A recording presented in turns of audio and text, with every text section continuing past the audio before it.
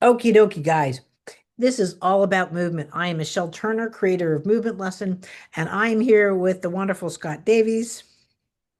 Hi, how are we doing? And I'm really excited to sit down and have this chat today and introduce something that I know you're really excited about. I'm really excited about because I think it's fantastic, and that's Turner Golf AI. Yes, a lot of people don't know this yet because it's been a whirlwind and very fast. I've created my own artificial intelligence based off the sciences of movement lesson, my 21 theories in biological gravity, etc. My mathematics are now into a system. What does that mean? I'm the only system in the world that actually can do real-time video analysis, meaning right now you can just take your phone, take a video. It doesn't matter if you're a golfer or have a baby, everything that we're doing, you could be a rugby player. I can do a full analysis of your movement. And we're going to show you this because we've broken down right now Rory McIlroy and Scottie Sheffield, best golfers in the world. But guess what? First of all, we'll show you that they need improvement or can use it. But how we're going to break down their bags, their courses, and all that's about them. So it's a new AI. Look for it. It's Turner AI, but Turner Golf AI, and the golf actually should be up in about 2 weeks. So you could be out in the golf course and basically just evaluate your swing and put it in. You can evaluate the course before you even go there. It can evaluate your bag, and all of that. And we're going to just show you this here. But if you have any questions, please feel free to reach out. And I don't know about you, but my game needs a lot of help. I need all the help I can get, so this is definitely going to help me. But what I think is fantastic is the report actually gives us, and I think that's what we're going to dive into a little bit today when we look at both Scheffler and McIlroy, and for the quality that both players have on the course, that there are still imperfections within their movement, and that's something that the AI is going to pick up and give a fantastic report about. And we're just going to introduce that concept a little bit today. I know we've done some different posts out there recently talking about this, and I think it's a great opportunity for us to sit down and discuss it in more detail. Right. And I also want to point out, up until now, like, because I'm a golfer, um, you only can get your swing analysis to how you contact the ball and its carry, right? Flight and carry.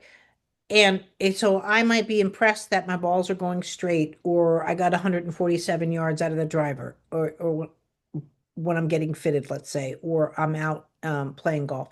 But what this does is it evaluates you and your movements. And that's what we're going to be talking about today. This isn't about someone evaluating me, but they're 6'5", and a male. It's not about me evaluating someone else because I'm only into golf now 6 months. I play it all the time. I just dove right in. But again, for me to just say what's wrong with your game per se, it's very opinionated. What's neat about the AI, it's catching it frame by frame. So we're really gonna, I think you'll get really excited of how we can actually, again, where someone can be improved because if you're playing at that level, you're always looking to get better, right? And most people are satisfied with what they do, which is fine, but not when you're at this level. Scotty and Rory really are playing amazing right now, but they go home and beat themselves up just like everybody else does. And I think that what is also great as well is that we'll kind of look at this from a different perspective, and it's probably not a perspective that a traditional golf coach is going to look at. If you were to hire a one-to-one golf coach, it's going to look at well, principles of movement lesson and specifically the relationship with gravity and rotation. And I think that's something that will not only benefit you on the golf course, but will benefit you in other walks of life as well once you address that issue. Oh, absolutely. And then also too, though, when you are working with someone private, it's necessary, but at the for those details, but at the same time too, it's in a very perfect condition. Lots of times you're inside or you're at a range, right? Versus out on the fairway or teeing off, or you have people watching you, it might make you nervous. A lot of people, little people, you could have, we're going to discuss here who's better at a narrow course, more trees, a wider course, different. I learned really quickly with golf. You could take a year and just study grass. You know, I mean, and how the lay of the grass is and the carry of the ball and how it takes it. And I play in Phoenix, so our grass is very small. You know, where I've gone north and you've got thicker grass. It's just a different game. And all that comes into play, but it comes into play from you, from your movements, just even your. I could tell most golfers right now have bad feet. I've done some feet videos for golfing, because that weight transfer is not there. We look at Scheffler as a prime example of that. Scheffler looks like he gets his feet wrapped up. Like sometimes I see Scheffler swing, and it's almost like the Roadrunner cartoon character, and how he sort of like spins his legs around, and it gets untangled, and then it spins back the other. That's almost what Scheffler's feet look like to me sometimes, and it's someone that for me you look at and you think like there's so many moving parts here. How does it Well, actually work? Well, not only that, but those are the people too you have to watch that where you're going to see where they have chronic injuries, are through the feet.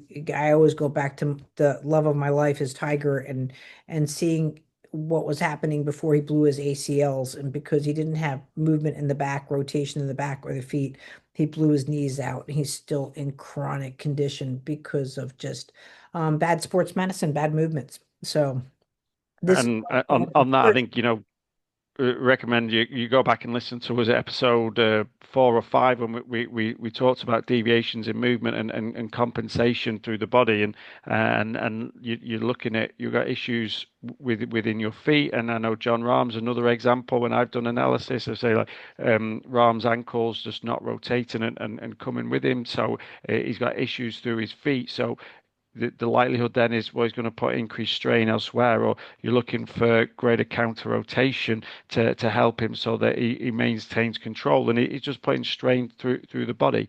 And we're looking at it from a different perspective. It's the same tour, it's different gravity.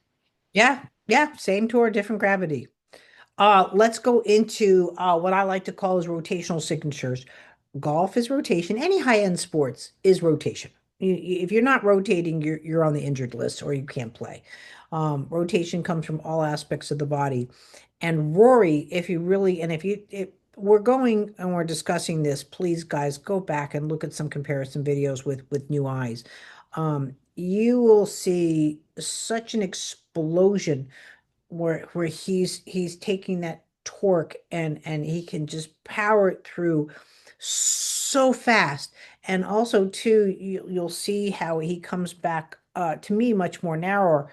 Again, it could be the appearance because he's a smaller compared to Scottie, where Scottie has a much, wider range is one thing to really look at. That torsional acceleration, that early downswing, he stores up that energy and just gets it out of him. He's also very fascinating to watch if you look at old videos of him when he was a younger player. He really he's matured, but he's had this style that's unique to him, and maybe again due to his size. But it's really a pleasure to watch. I think it's a smooth swing. McIlroy's rotation's pretty smooth. You can see that the hips are leading with a lot of his movement and helping generate that torque. But again, the risk that the AI generates here is looking at rotational overshoot and leading to instability. So again, the really got to be looking at counter rotation through there because it's a potential injury risk. Right, and relying too on power over technique. And again, we're talking minor stuff here. They're so amazing, but relying on power over technique, that the technique always needs to prevail. And so if you try and what we say muscle through it, that's your shortcoming because especially when you're at that level, you get just a little bit of nervous or something gets on your mind or something, even a distracting point, the deviation now shows up. And that's where people say, well, his head's not in the game, right? That's where you're seeing the movement that he needs to work on is right there, that rotational overshoot. I think you saw that in the Masters when it seemed like he was collapsing on the last day, and you saw that, like that pressure and under pressure, that psychology that coming into it, and then it's kind of like, well, consequently, then he's trying to force that issue a little bit too much, and he's not playing with that same level of freedom because he's trying to even force it more than normal, and that's when you start to see that breakdown and that instability come into play a little bit more. Yeah, I'm really, really proud of Charlie Woods because again, at 16, this poor boy, he's handling being Tiger Woods' son pretty. This poor boy, if he goes out to even the gas station, I'm sure he's already being photographed just because he's Tiger Woods' son. Any other person, you know what I mean? Like, oh, great job this weekend, but crickets. And I really like how he's like, I didn't even look at the scoreboard. Like until he was done, he didn't even know that he won. And I think sometimes that's the you have to without psyching yourself out, you've got to stay away from that sometimes. And for me, I think it's so interesting in terms of this is a cross movement lesson. It's not just like yes, we're talking about elite sports performers here, but you see it with kids learning to move, and we've got barriers to their movement, and you can get into the psychology with movement here because it's the easier your movement is. The less strain and more relaxed you are in your mind as well. Because for me, and you go into cognitive load theory. So if you're having to think too much about the pressure of the situation, then you're going to lose your movement. If you're thinking too much about having to focus on what's happening with your movement or what's going wrong and how you don't feel right, then that's going to affect how you're starting to feel even more pressure. Like it almost comes hand in hand, the movement and the psychology. Not only does movement map the brain, but then it's also having an impact in terms of how you're going to perform and Well, execute. how it maps the brain is we don't perform any milestones if we can't get in and out of the position. So a child's not going to walk, or you're not going to walk if you can't get in and out of standing, right? So people want the walk, let's say, but they're not working on the getting in and out of standing.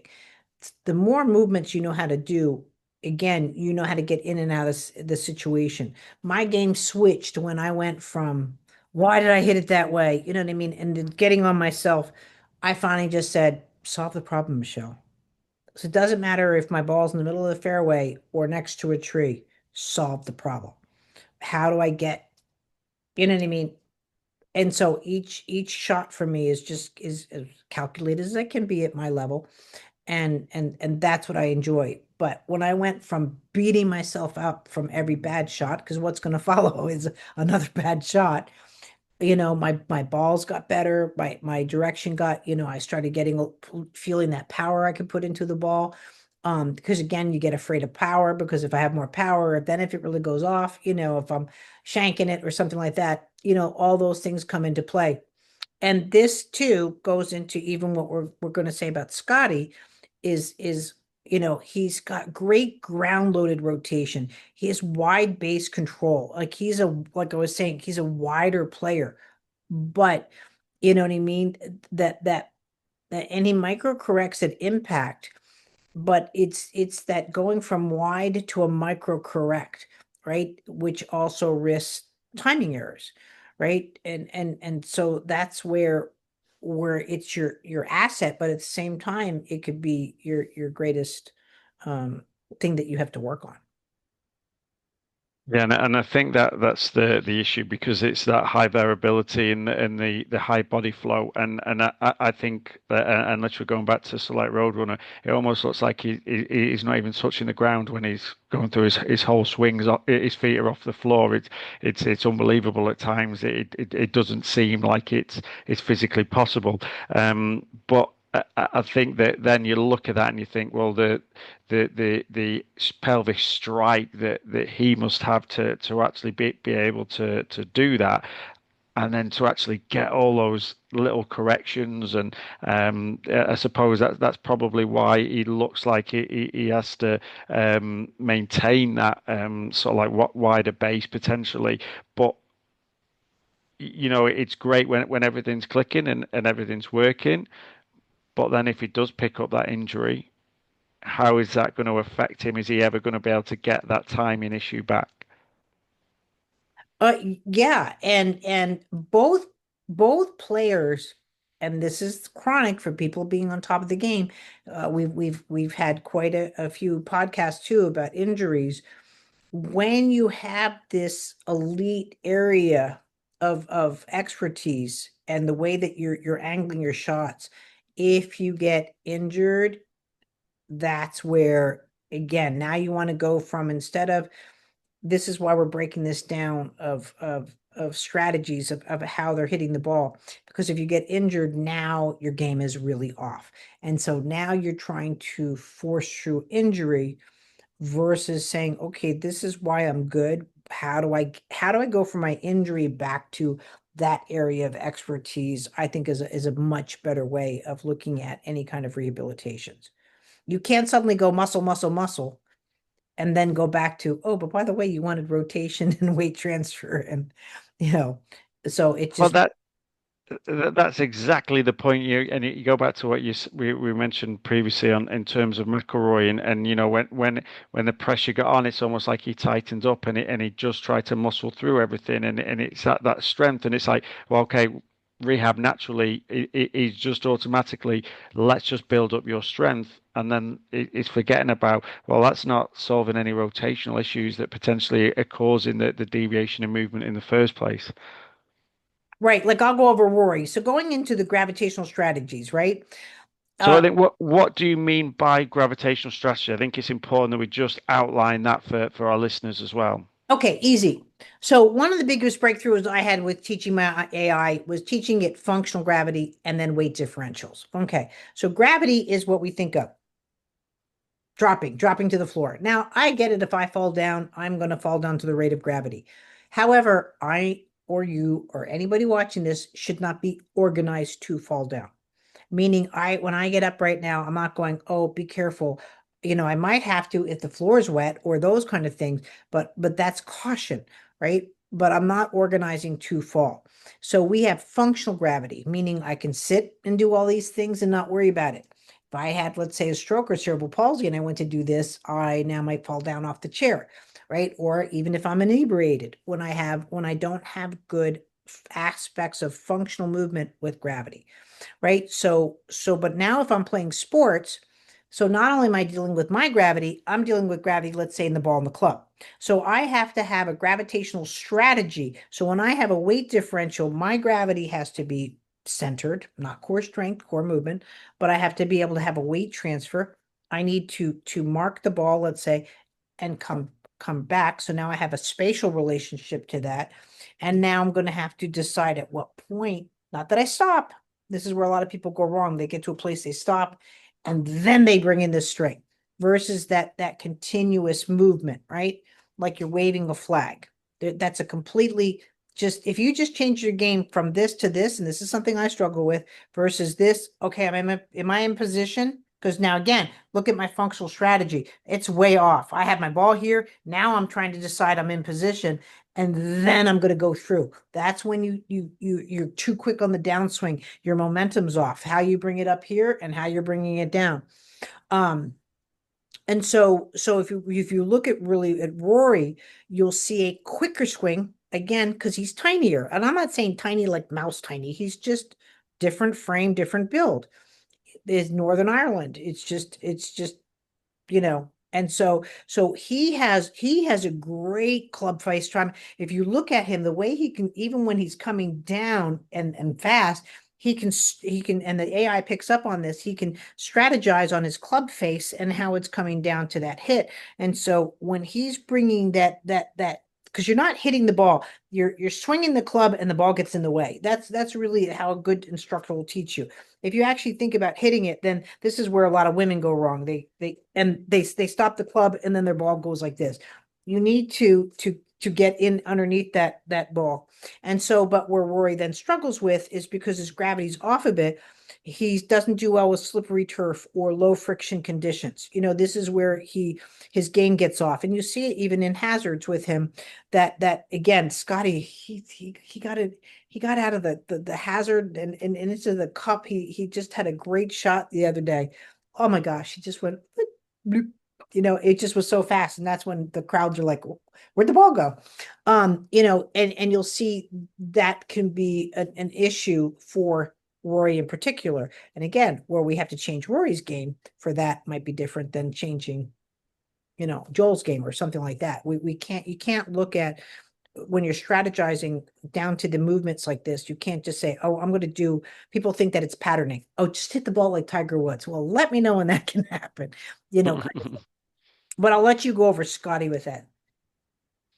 Yeah, and just before we do move on, I think it's important that we look at it for and also say to people that if they do want access to this report, then you just need to drop an email and you can be shared with you as well. But anyone then reading the report, I think something that comes up in movement lesson that we talk about that I just think we could just spend a minute outlining as well is the fact that it compensates with buoyancy rather than actually stabilizing vertically.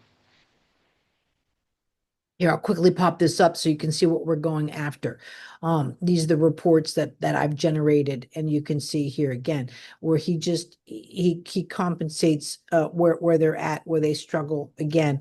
Um, like you were saying, his legs and how he's moving like Roadrunner. You see where the struggle for Scottie can be, where the internal rotation lag exceeds the strike tempo. And again, these are two completely different struggles and strategies around gravity. And so, in terms of rebound loading, what are we talking about there? Um, so so again, when you're coming in the high gravity, so Scotty's taller, right? And he used more upper body. Almost look at a tree swaying in wind, right? So Scotty, and excuse me, I know guys, I'm not a professional golfer, but at the same time, just use my analogies. You're going to come in, and so again, if he goes to go off now, right? Because you've got the ball's not moving. You're moving, the club's moving. And so you want to, like Rory, you'll see where he's just like, out. Whereas Scotty, you get a bit more of that momentum. But again, so he's coming in and now he can come in and look at the distance he has to hit that club face, right? Because of his size, right? But at the same time, too, if he goes slightly, even slightly, because you're only hitting a little ball, his internal rotation is off compared to the lag. That's where you're going to either come under the ball or and so the strike tempo is off. When your strike tempo is off, then so is the distance of the ball, the power behind the ball, the able to control the ball. Because that's the brilliance of golf. If your movements are off, that's where it's going to show up in that little that little 1 inch, 1 1/4 inch ball. And so, but again, we work with people, adults, special needs. Same thing. You go to grab that spoon and something you take for granted, but that same mechanics, if you're struggling with internal rotation and misses your strike tempo, right? This is where you're trying to tell someone, oh, just grab it, just grab it, just grab it. And they can't literally because the movement mechanics aren't there for it, not because they can't cognitively. And that's what we're trying to teach you here. It is all about movement. Yeah, it all about movement. But what I think that even just by talking through that and actually picking up on issues within their movement, these are issues that I think pretty much everyone who goes onto a golf course this weekend. We're recording this on a Friday night. People are going to be on the golf course in less than 12 hours here, and they're going to be out there going through similar issues, and these little tips are going to benefit them just from taking on board what we're talking about, issues that within McIlroy and Scheffler swings, it's going to benefit them when they're putting that into practice. The whole beauty of movement lesson, which is what Scott and I practice, is because this is why this report is so complex. We deal with the micro movements. We deal with so many movements that are necessary. Guys, even if you just sat there and just moved your eyeballs, that's a lot of movement, and you'll realize and if you don't think that's important, if you've ever sailed a boat, if you're tacking in and you've got your visual content, just me talking to you, the volt's going to veer. And people go, oh yeah, that makes sense. The guys, that happens in everything. And the more that you understand how you move, the more you can enhance it, or you're going to decline with it. And it's not just about golf. Golf, this is just one great analogy, but these what we're teaching you here today applies to babies, applies to adults, applies to everybody. Yeah, definitely.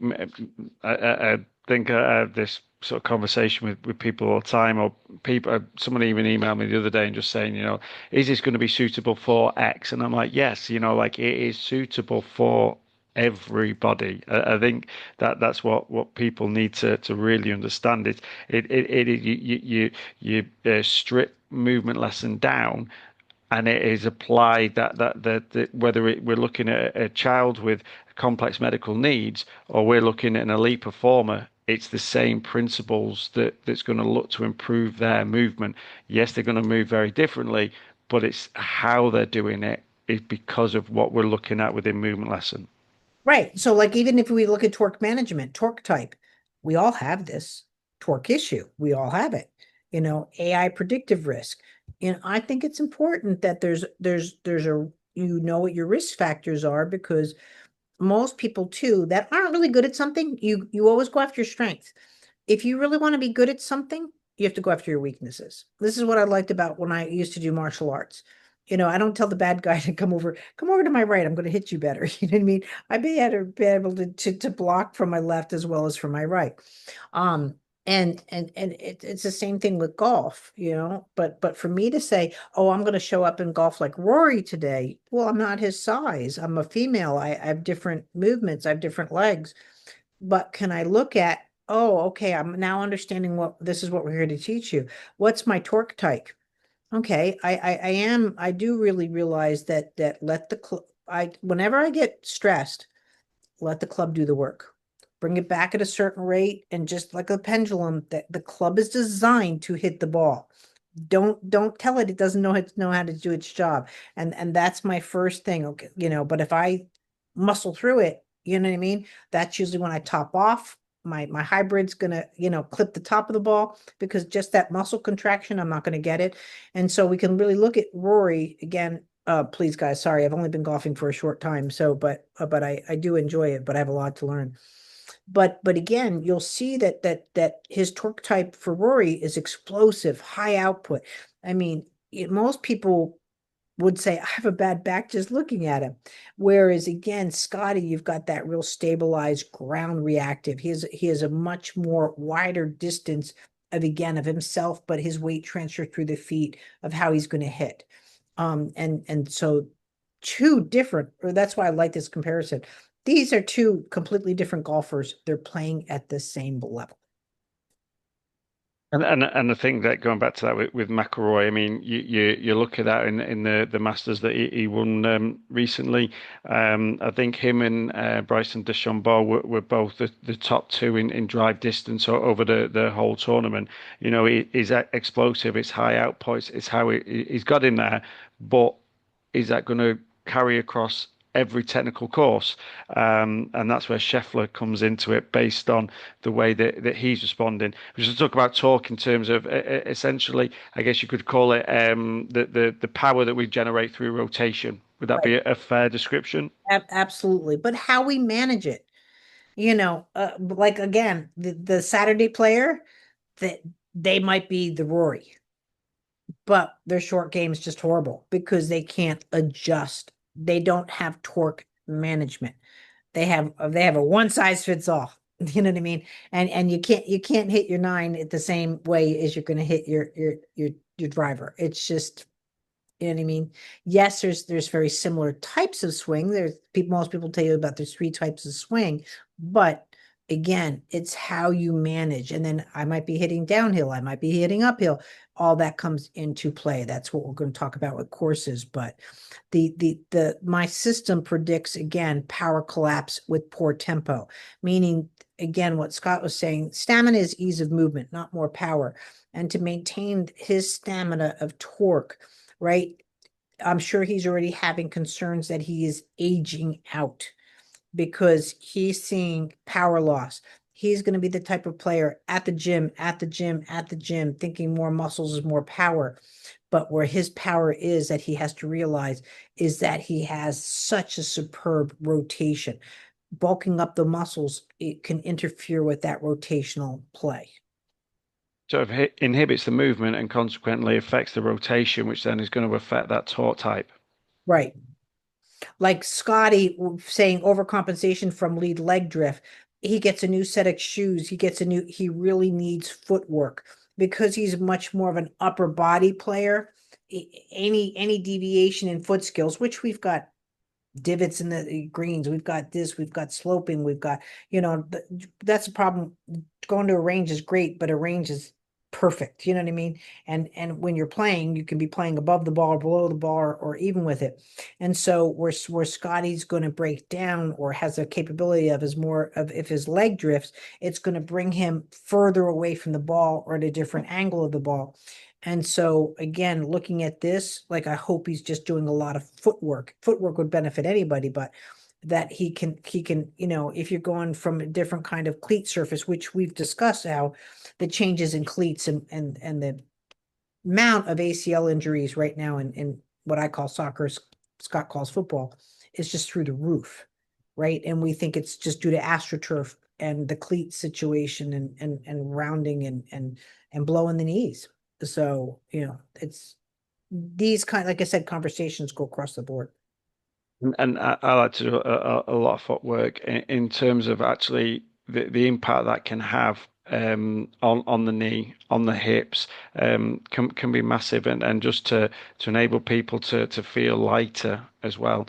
Somebody sort of said to me that it was kind of like almost like Chinese acupuncture. They hit them certain I've never had it done, but they hit them points in the foot, and it's releasing issues elsewhere in the body, and I think that's why we've got to get that movement right through the feet and that feedback, and I suppose it's the furthest part of the body from the brain, so Well, you're getting signals going further through your body as well. but also we're on planet Earth. Like people don't realize that at the equator, you're spinning 1,037 miles an hour. You see the speed, go to watch pictures of the space station, and it's going around the Earth like so right now, I'm spinning about 900 miles an hour. Scott, you're probably about 678. When I jump up, the wall doesn't hit me, but if you can't balance on this blue orb, again, that's where it actually comes from. Work with the foot, work with that, and then build out again. You're taking a club, especially a driver, way far off. And now the whole difference between adults, we can do counter oppositional movements, whereas a child it just counter opposes. That's why you ask it to do certain things like put that up on the shelf. They don't have that yet. They don't have this spatial orientation. They don't know how to take something, or you're trying to get them to throw a ball and they're just sort of like going, the arms here. They're not at that level yet of throwing the ball because they don't have those levels of convergence and counter oppositional movements. They will get there and they will have practice of it, but that's why you start with T-ball and going into, work your way up. Um, and so that's things to look at. But if you, And it, I, sorry. I was just going to say, just on that, I think that's where we talk a lot about milestones in terms of a lot of the children that we work with, but it's the same that we go through those, and it's the same development paths that we go through throughout life, and it comes from that intensity of movements, and as they develop and improve, then it's going to have the same impact.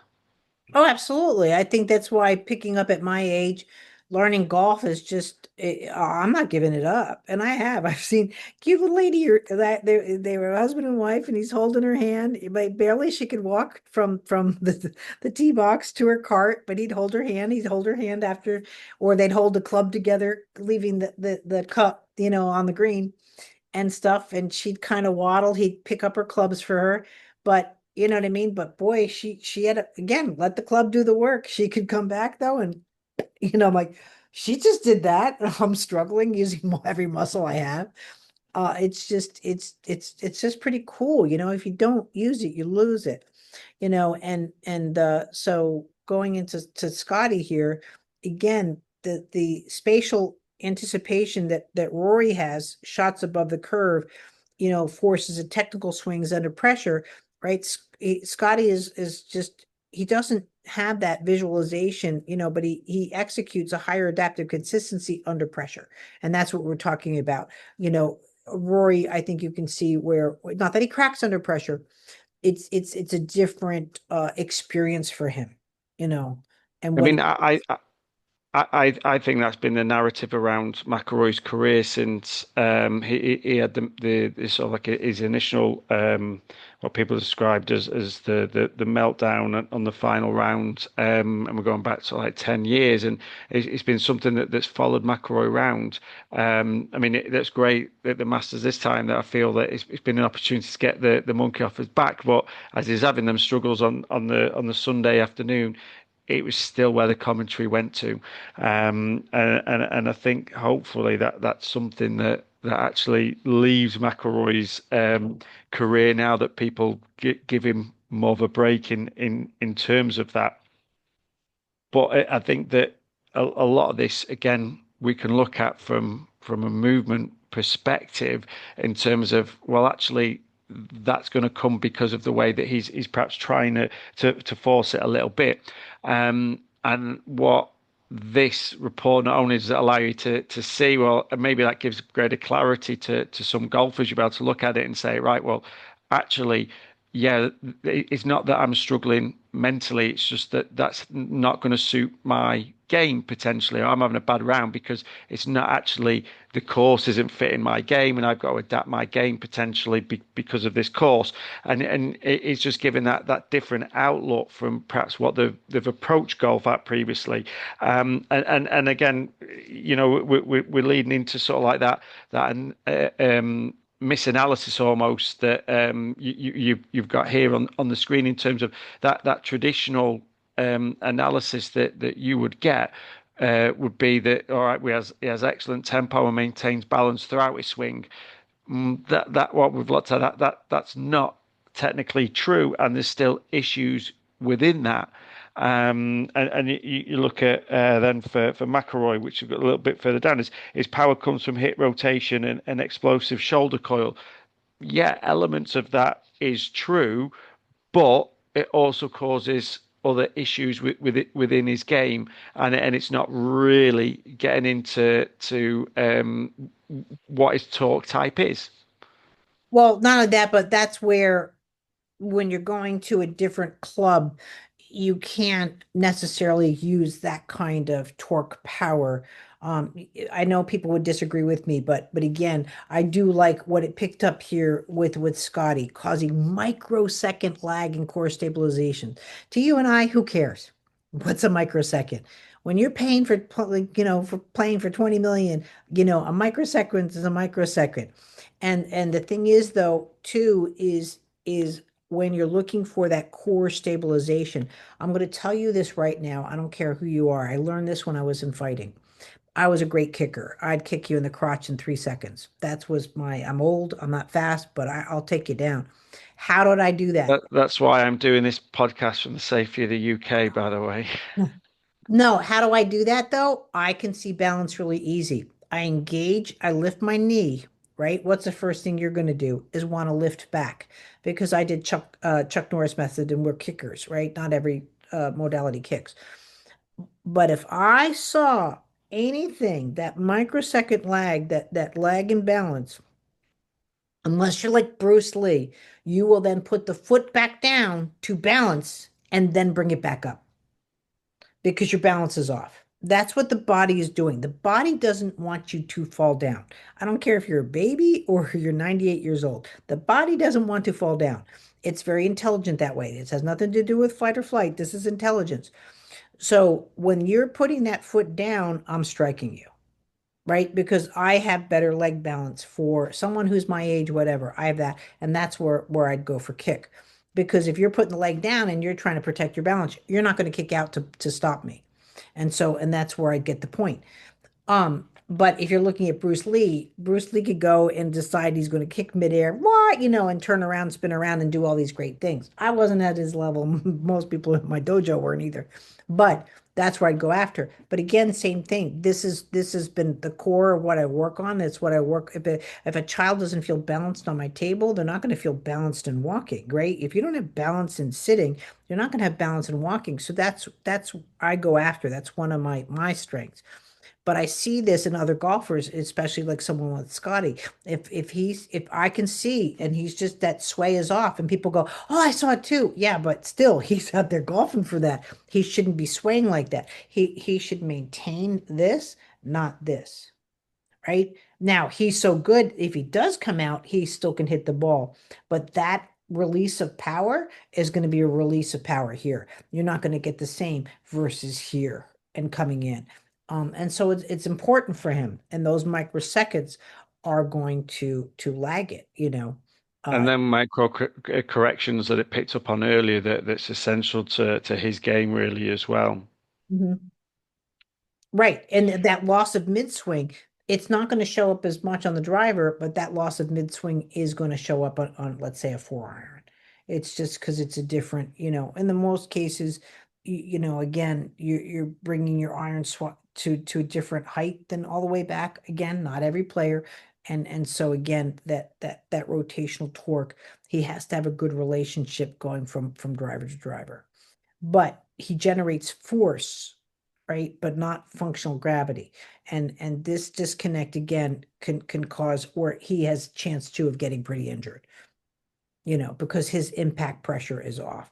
Whereas again, if you're going to hear traditional sees balance, we see again more misalignment in the buoyancy collapse under that. Again, think of your ice cubes in a water. If you tip the ice cube, the ice automatically wants to correct. And that's where if he has to watch his balance, he's actually going to have more upper neck injury, the knots in the muscles, because he's constantly working on his balance, whereas Rory has a chance of really having that lower back area issues. And again, what makes him chronic? And I think that's it as well as that, right? Well, you know, and we would only know by actually going and asking these players. We can't say just from, yeah, they're definitely gonna. We know that they're having these pains in the neck versus the lower back, but it's given you a breakdown of where you might see issues, and this is where then actually seeing a movement lesson practitioner could come in and actually help eradicate a lot of that and work through a lot of those issues to help with what's essentially the body is compensated for them deviations in movement. Again, how can we work through that? Right. Or what we were talking about here before, why most people think they're coming to us because of pain or whatever. No, come to us to work on your micro balances. If you're a professional athlete, you're the one that needs it. You're the one that needs to rotate on a dime. You're the one that needs that availability, especially micro balancing with microvision. I will say that that's one of the things I've got to tweak my AI to pick up vision.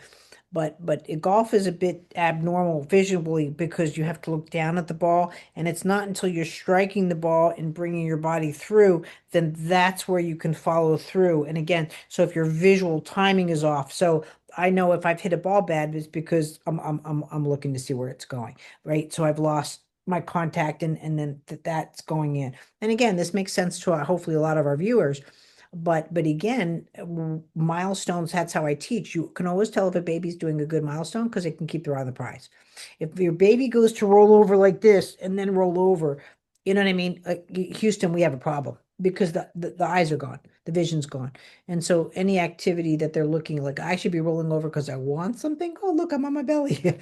Not because I'm trying to roll over. And people see effort as success, not quality. Yeah, and that's I think that sums it up perfectly, really, doesn't it? And that's that issue, and something that I'd like to do a podcast on shortly, and we're looking at hard work versus good work, and like it's the fact that everyone wants you to work hard. Well, actually, working hard's not always the best approach. It's quality of that work, and it's got to be good work that you're going through. And again, using the Turner AI Golf, we're looking at that. Yes, we're talking a lot about sort of like particularly within Scheffler and McIlroy, it's micro differences and how, welcome to marginal gains. That is success in sport, finding those marginal gains. We're talking about an extra 5 yards, an extra 10 yards, an extra one or two shots picked up on each round, and suddenly you're going into the final day and you're amongst the leaders rather than being way down the list and just watching to see what happens on Sunday evening. It's those marginal gains, and it comes from them micro improvements, and that's what you're looking for a lot of breakdown here. Does that apply to everybody that's a weekend golfer? I think so, yeah. It does, because who out there doesn't want to improve their golf game? Who doesn't want to have issues with their neck if they're having the same problems that Scheffler has? Because he's having those issues that have come about from the way that his movement is throughout his swing, and then it's causing issues through his neck, and he's getting tighter neck because he's having to rely on corrections in balance. Well, if that's you as well, wouldn't you like to go to work on Monday morning without those issues through your neck? Right. Or being able to play next weekend and not worry about, "Well, I don't know if I can play this weekend because last time my back really got yanked out." Or like what I need to do, one of my weaknesses is my 75 to, let's say, 48-yard shot. Right. And so I already know now it won't be next weekend because I'm going to golf Vegas. But when I come back, I need to do at least within the next month, 3 courses. I'm going to yank clubs out of my bag. And so my bags, even though I'm might be on a 5 par, I'll have my driver shot. I'm not going to bring my hybrid. I'm going to drop it down I'm going to have my 4 iron. So I can really start. I'm not going to have the best game, but I'm going to start hopefully taking some of my weaknesses to really learn my clubs better, and the clubs that I'm not using as often, but they've got to get stronger in my bag, and I've got to bring them out and appreciate them. That's a hard call for people because they're like, oh, if I just get a little bit better, and then I won't have to worry about that. But really, but I'm going to do it because it's fun and I'm going to play with it. Not because I'm going to be like, oh, I got a 132, let's say. I'm not going to worry about my score. I'm going to worry about if I can increase some quality and specifics in where I have weaknesses.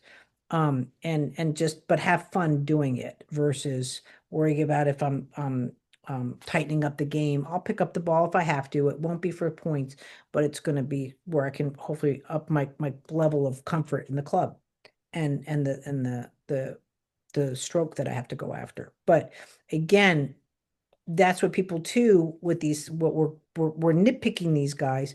Hopefully they'll see it and it'll help them. But at the same time too, they want to do better, but hopefully bring the fun back in the game. That again, that just that ability versus that working, just not smarter, but funner.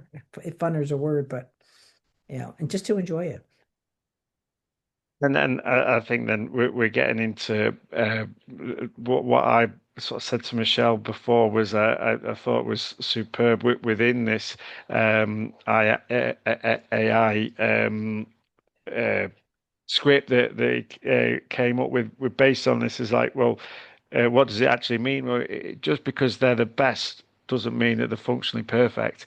But why do we nitpick on the best? Yeah, they can make marginal improvements, but it's so that we can learn from them and we can look up and yeah, okay, it's someone we might aspire to be. And as Michelle said earlier, you can't just go out there and expect to perform like a Tiger Woods, a Rory McIlroy, a Scottie Scheffler, right? But by seeing issues within their movement, you can then look to see how you can improve your own. Exactly. And also too, you can see even these great players, they might play well at Augusta, but they don't do well at St. Andrews. You know what I mean? That familiarity. Some people don't do well with the weather. It's pouring out there. I'll tell you right now, if it rains here, there's no one out in the golf course.